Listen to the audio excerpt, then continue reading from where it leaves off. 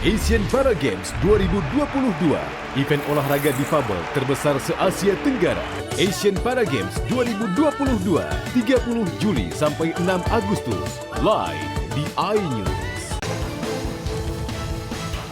Puluhan warga kocar-kacir saat petugas kepolisian menggerebek lokasi judi dadu dan sabung ayam di Teweh Baru, Kabupaten Barito Utara, Kalimantan Tengah.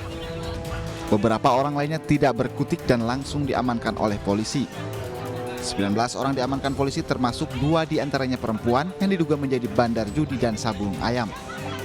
Polisi langsung membawa mereka ke Polsek Teweh Tengah untuk diperiksa lebih lanjut. Selain mengamankan pelaku judi, polisi juga menyita barang bukti ayam aduan serta uang puluhan juta rupiah. Berdasarkan dari informasi masyarakat, kalau di situ ada dadu guraknya. Terus berapa orang Bu yang diamankan, Bu? Untuk yang kita amankan sekitar 19 orang. Barang bukti berupa dadu gurak, uang yang berhubungan dengan dadu. Para pelaku judi tersebut dijerat pasal 303 KUHP tentang perjudian dengan ancaman hukuman 10 tahun penjara. Dari Kabupaten Barito Utara, Kalimantan Tengah, Fatur Rahman, iNews melaporkan.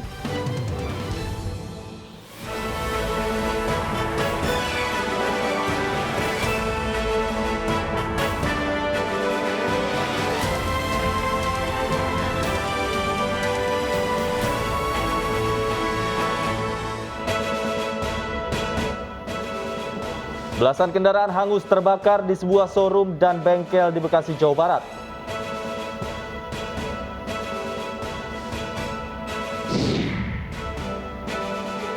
Irjen Pol Verdi Sambo jalani pemeriksaan di Makobrimob Kelapa II Depok.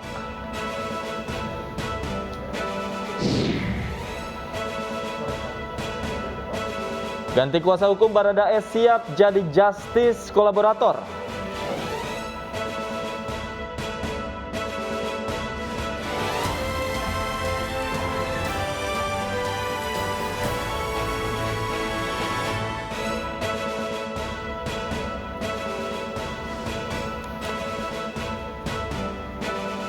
Selamat sore pemirsa, demikian tadi berita pilihan iNews sore. Bersama saya Stefani Patricia. Dan saya Davi Pratama. Pemirsa, kita awali iNews sore dengan informasi sebuah bengkel sekaligus showroom mobil di Bekasi, Jawa Barat Minggu pagi ludes terbakar. Akibatnya 3 unit mobil dan 10 unit sepeda motor hangus dilalap api.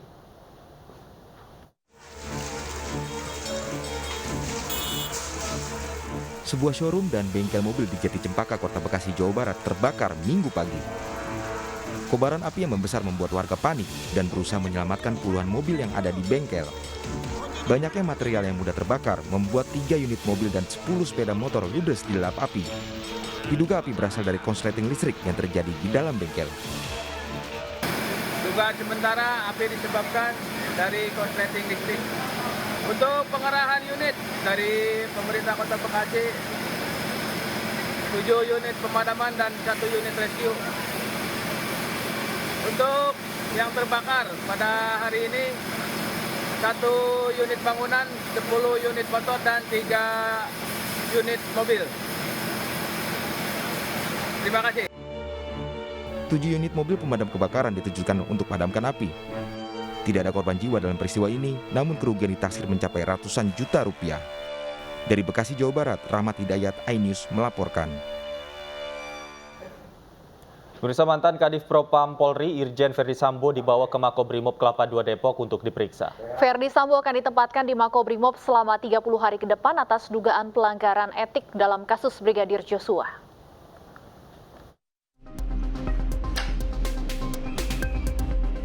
Inspektorat Khusus Polri menyatakan mantan Kadif Propam Irjen Verdi Sambo diduga melanggar kode etik terkait penanganan tempat kejadian perkara meninggalnya Brigadir Joshua. Dugaan pelanggaran etik yang dilakukan salah satunya adalah mengambil CCTV di lokasi penembakan Brigadir Joshua. Penetapan itu diperoleh tim Irsus setelah memeriksa 10 saksi dan berbagai barang bukti. Berdasarkan hal itu, Verdi Sambo dibawa ke Makobrimob Kelapa II Depok malam tadi. Meski demikian, Kadif Humas Polri Irjen Pol Dedi Prasetyo membantah Verdi Sambo ditetapkan sebagai tersangka. Sudah memeriksa kurang lebih sekitar 10 saksi. Dari 10 saksi tersebut dan beberapa bukti, dari Irsus menetapkan bahwa Irjen Pol FS ya diduga melakukan pelanggaran ya terkait menyangkut masalah ketidakprofesional di dalam olah TKP. Ya, oleh karenanya pada malam hari ini yang bersangkutan langsung ditempatkan di tempat khusus, yaitu di Korbrimopolri dalam konteks pemeriksaan. Ya. Belum tersangka Ya? berarti ya? Ya belum. Kalau tersangka itu siapa yang menersangka? FS. Ya Bu, yang tersangka kan dari tim sus. Ini kan Irsus, makanya jangan sampai salah. Jadi tidak benar ada penangkapan, tidak benar ada penahanan, Pak? Ya betul. Menteri Koordinator Bidang Politik Hukum dan Keamanan Mahfud MD membenarkan bahwa ex-Kadif Propam Irjen Verdi Sambo diamankan ke Makobrimob. Lewat akun Instagramnya, Mahfud menjelaskan pelanggaran etik dan pelanggaran pidana bisa sama-sama berjalan tanpa perlu saling menunggu dan tidak bisa saling meniadakan. Kini Verdi Sambo akan ditempatkan di tempat khusus Makobrimob Kelapa II Depok selama 30 hari ke depan. Kadif Humas Polri Irjen Pol Dedi Prasetyo menegaskan, langkah ini semata-mata agar proses etik berjalan secara independen, akuntabel, dan cepat. Tim Liputan iNews melaporkan. Dan pemirsa, kita langsung menuju ke Makobrimob Polri untuk melihat kondisi terkini di sana bersama rekan kami Yola Dwianti. Kita juga akan melihat pengamanan di Bareskrim Mabes Polri bersama Nasta Syafrina. Kita ke Makobrimob terlebih dahulu. Yola, seperti apa pengamanan di Makobrimob sore ini?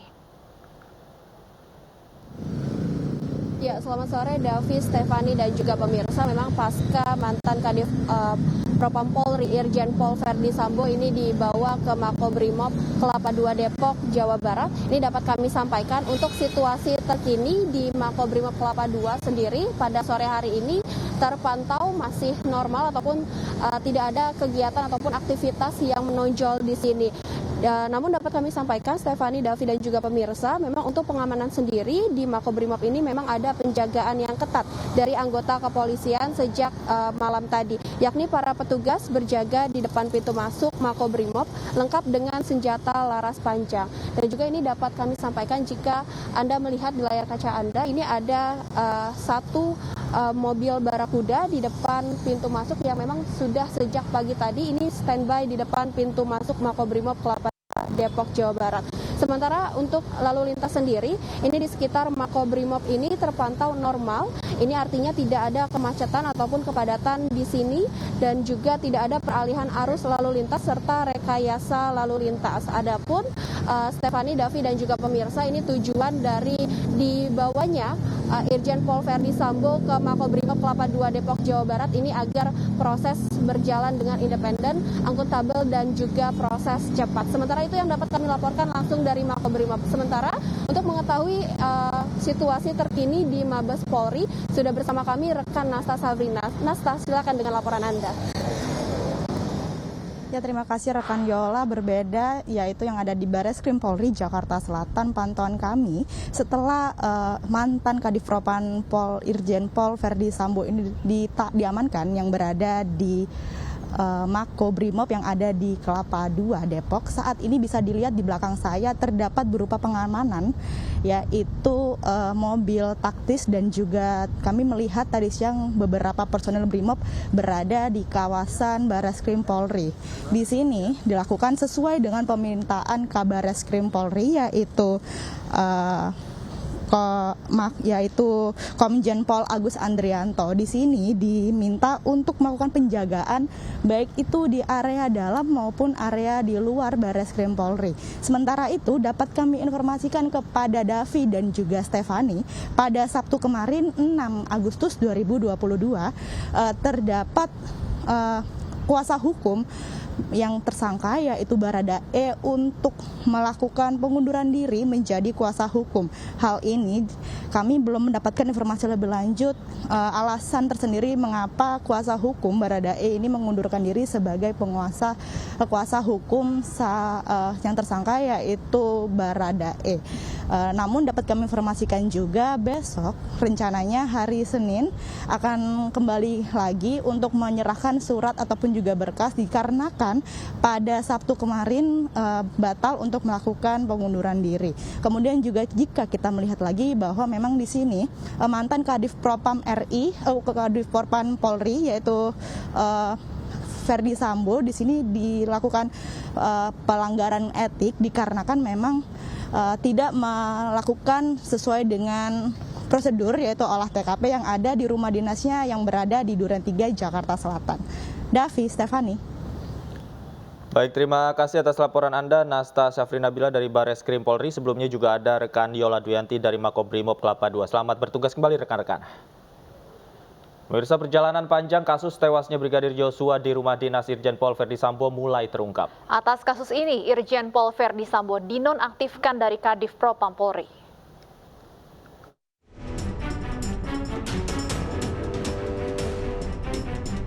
Perjalanan kasus tewasnya Brigadir J di rumah dinas Irjen Pol Verdi Sambo mulai terungkap. Irjen Pol Verdi Sambo yang langsung diperiksa saat itu mengaku tidak ada di rumah dinas saat kejadian berlangsung. Ia mengaku sedang melaksanakan tes PCR COVID-19 sepulangnya dari Magelang, Jawa Tengah.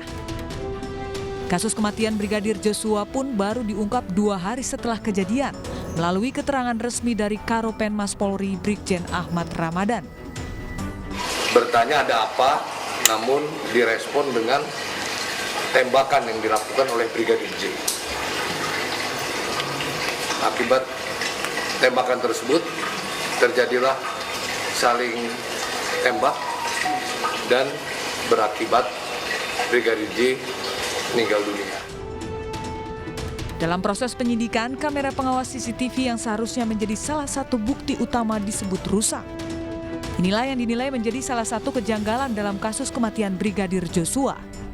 Setelah ramai diperbincangkan, belakangan polisi mengaku bukti CCTV telah didapat di sekitar rumah dinas Sang Jenderal.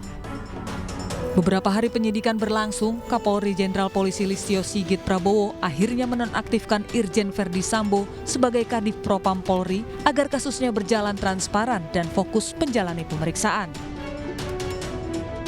Oleh karena itu, malam hari ini kita putuskan untuk Irjen Pol Verdi Sambo untuk sementara jabatannya dinonaktifkan. Dan kemudian jabatan tersebut saya serahkan kepada Pak Wakapolri. Usai dinonaktifkan, Kadif Propam nonaktif Irjen Pol Verdi Sambo diperiksa selama 7 jam terkait kasus dugaan pembunuhan Brigadir Joshua Huta Barat. Pemeriksaan tersebut merupakan pemeriksaan Sambo yang keempat kalinya. Saya selaku ciptaan Tuhan menyampaikan permohonan maaf kepada institusi Polri. Demikian juga saya menyampaikan bela sungkawa atas meninggalnya Brigadir Joshua. Semoga keluarga diberikan kekuatan. Namun semua itu terlepas dari apa yang telah dilakukan saudara Joshua kepada istri dan keluarga saya. Setelah adanya beberapa kejanggalan yang sempat menurunkan kepercayaan terhadap kepolisian, kini publik menunggu proses hukum kematian Brigadir Joshua yang transparan dan jujur.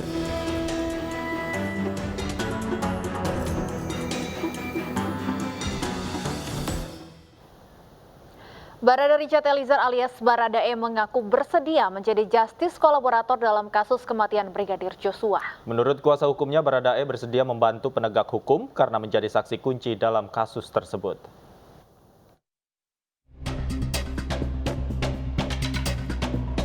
Tersangka kasus kematian Brigadir Joshua Barada II Richard Eliezer atau Baradae mengaku bersedia menjadi justice kolaborator dalam kasus kematian Brigadir Joshua. Hal ini disampaikan kuasa hukum Baradae Deoli Payumara saat berada di Bareskrim Polri Sabtu kemarin. Menurut Yumara, Baradae bersedia membantu penegak hukum dalam kasus Brigadir J karena dirinya merupakan saksi kunci dalam kasus kematian ajudan Verdi Sambo ini. Kuasa hukum baru Baradae ini juga menyebut akan meminta perlindungan ke Lembaga Perlindungan Saksi dan Korban atau LPSK Senin besok. Tentunya kita melihat ini dalam kacamata konteks hukum, ini penting untuk dilindungi sebagai saksi kunci Walaupun dia tersangka, tapi penting dilindungi sebagai saksi bukti, sehingga kami bersepakat, saya, Pak Burhanuddin dan Pak dengan Baradae, ya sudah kita ajukan diri yang bersangkutan sebagai justice kolaborator. Kita memohonkan itu dan kita juga meminta perlindungan hukum kepada lembaga perlindungan saksi dan Deolipa Yumara ditunjuk menjadi kuasa hukum Baradae setelah pengacara sebelumnya Andreas Nahot Silitonga mengundurkan diri. Usai penunjukan tersebut, Yumara mengaku telah bertemu dengan kliennya Baradae di rumah tahanan Bareskrim Polri. Yumara menjelaskan sudah melakukan pembicaraan secara menyeluruh mengenai kasus yang menjerat kliennya tersebut. Tim Liputan iNews melaporkan.